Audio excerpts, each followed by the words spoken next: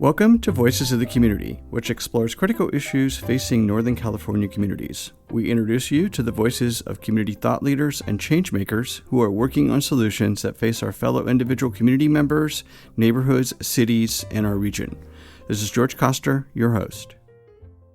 I think that homelessness in our community it's something that we all care about, and doing outreach both to people on the streets, letting them know about the services is huge, but also our volunteers who are going out there and delivering the information and also needs and services. We found that there's great benefit for them as well, and it helps kind of connect and humanize people who are our neighbors. This is a special episode of Voices of the Community, featuring the voices of Meghan Freebeck and Carla Praglin of Project Homeless Connect. Since my mom died back in the fall of 2016, I've used some of the monies I've inherited from her to support the work of Project Homeless Connect through an annual holiday crowdfunding campaign. Over the past 2 years, with friends, family, and listeners like you, we've raised over $10,000 to provide dental, vision, hearing, and housing support services to hundreds of our fellow community members who are experiencing homelessness. Every 2 years, the city of San Francisco conducts a point-in-time count of every homeless person, both sheltered and unsheltered. The 2017 count was 7,499 persons experiencing homelessness. The 2019 count was 9,784 persons experiencing homelessness, a 30% increase, with 1,145 of them being unaccompanied children and transitional aged youth. According to Bay Area Community Services, for every one person housed, 3 people fall into homelessness.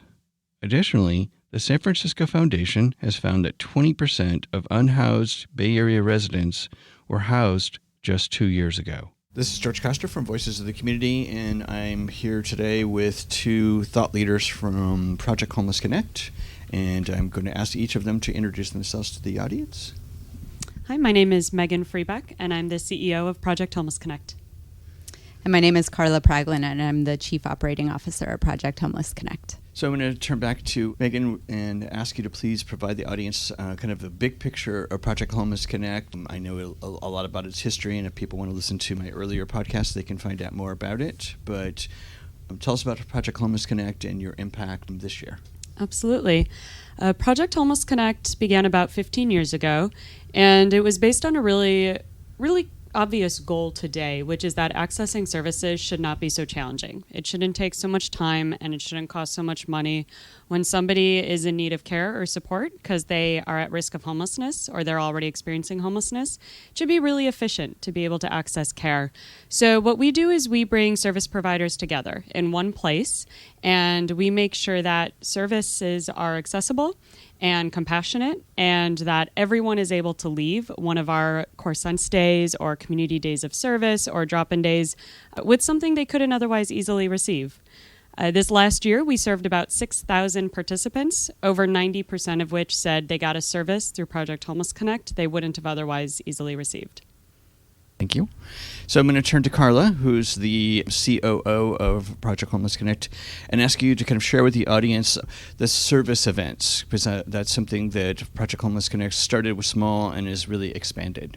A service event that we offer 4 times a year, and we bring together over 100 providers, and we see over 1,000 people experiencing homelessness in one day.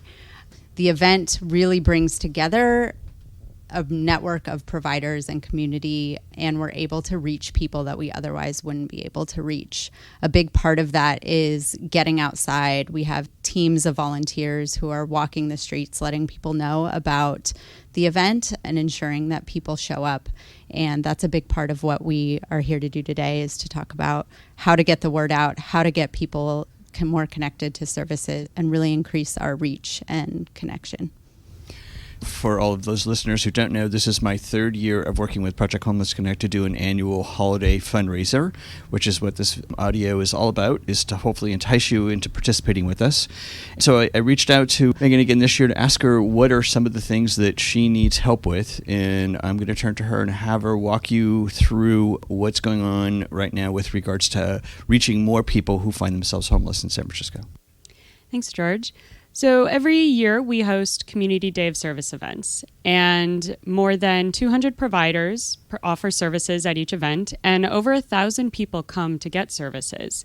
We ask them when they come to the event what they're coming to receive, how did they learn about us, and if it's their first time. And we learned this last year that about 35% of the people coming to the events are coming there for the very first time.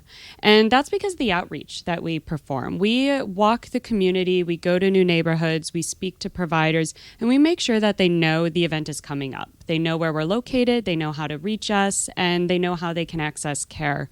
That makes it really important that we let people know about our services, that we outreach. We also have learned that every single week, someone new is falling into homelessness in San Francisco, and they're falling into homelessness for the very first time. So we're trying to make sure that those who've never needed services before also know that Project Homeless Connect is there for them. It's an ongoing effort to outreach, and as long as people are still becoming homeless, we need to make sure we're still outreaching and letting them know. So we want to make sure that after each event, we never hear the words, "I wish I had known this was happening because I could have used your support."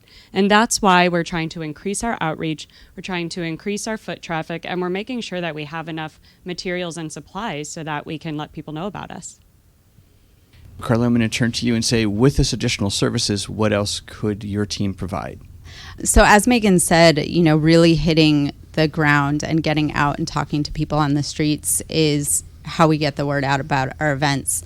And with increased funds, we can get more volunteers on the streets. We can talk to more people, print more flyers, get out to different neighborhoods, and really bring this impactful program to all over the city and make sure that, as Meghan said, no one says, "I wish I had known about that event." Around 30% of people who came to our last event said that they were there because they received a flyer outside. So it's about getting the word out there and creating connections also between our housed community, who are a lot of our volunteers, and people on the streets. So we're building compassion at the same time. Thank you. The goal this year is to raise $5,000, and I'm going to have you, Meghan, kind of walk the audience through again how they can participate. Absolutely. So a couple ways that people in the audience can participate. One is very, very easy. Simply visit our website and take a look at our campaign to provide more outreach to the community. We're going to use every dollar raised specifically toward outreach. It's going to help us cover the cost of the materials. It's going to help us provide volunteer training so they can help us with outreach walks.